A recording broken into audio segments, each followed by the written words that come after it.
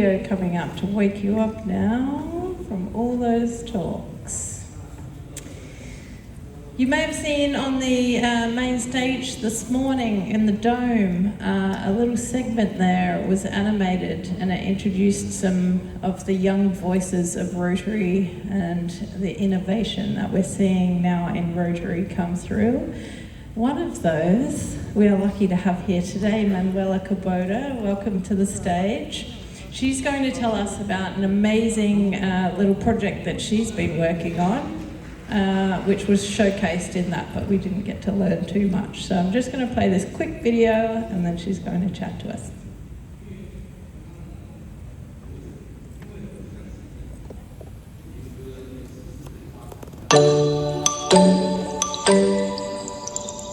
Hola, estamos en el primer RILA con personas de la comunidad sorda. Estamos demasiado felices, ha sido un gran reto, pero muy dichosos de poderlo cumplir. Estamos con la Fundación Pones y con la Liga de Sordos de Cundinamarca.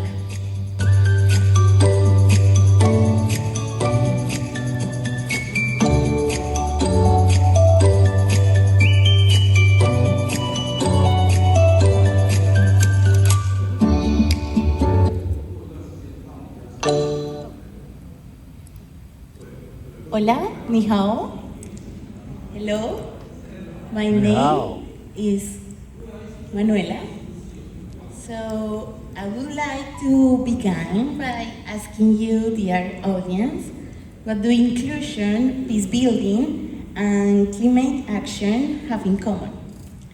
At first hand, you might think not much, but I will argue that they are deeply connected. And today I will explain you.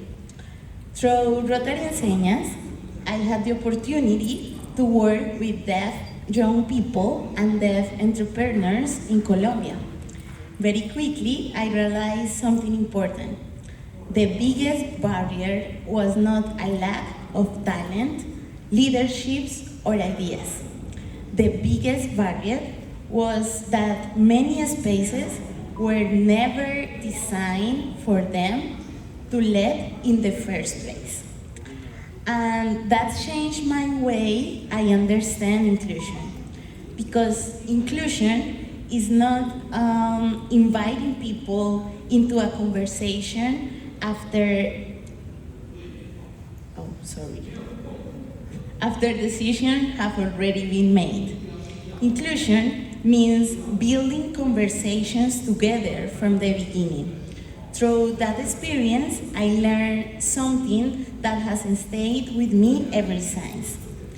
People are not beneficiaries, they are co-creators. The best ideas do not come from speaking from people. They come from creating spaces where people can speak themselves. And I believe these lessons is directly connected to climate action. Because the climate crisis is not only an environmental challenge, it is also a challenge of listening around the world. Many of community most affected by climate change challenge are often at least heard in the conversations that shape solutions. Not because they lack knowledge, but because their knowledge is not always recognized.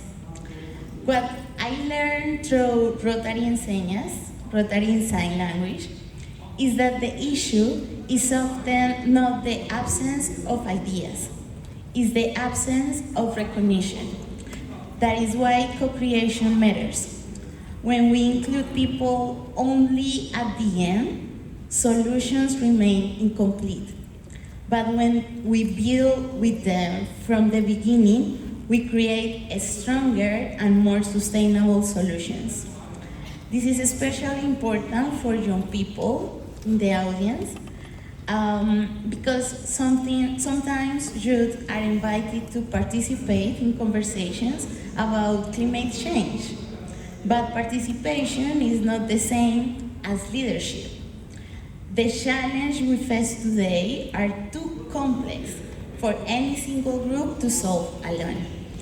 We need scientists, we need policymakers, we need communities, we need deaf people, for example, working together. Because complicity is not a reason to limit participation, it is a reason to expand it. There is one idea I will leave with you today, and is this. The climate crisis is not only a challenge of action, it is also a challenge of perception. So when we expand who is heard, we expand what is possible. And when we expand what is possible, we move closer to the solutions our world needs. Thank you so much.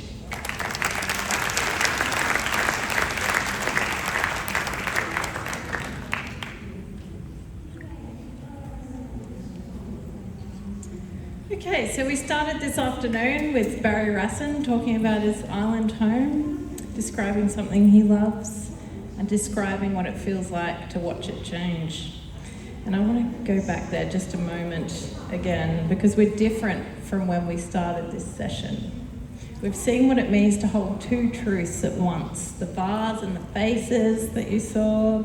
We've seen that the same object looks completely different depending on where you are standing, and we've seen 6 different lenses of climate change and climate action today. We've seen what it becomes possible when you build a space where everyone in it, or everyone in that room, can lead, just as Manuela said there. So next time you're in your Rotary meeting, maybe you could ask, what does climate change look like from where you are? Or maybe, what do you love that you're afraid of losing? Or maybe it's even, what would you do if you believed it was possible? A question does something a statistic cannot do. It opens a person up instead of shutting them down. It invites them into the circle instead of measuring them against that line. And it treats them as a participant in the solution rather than an obstacle to it. And I want to tell you something that I believe, and that's that the climate crisis will not be solved by those who know the most. It will be stewarded by those who can see the most.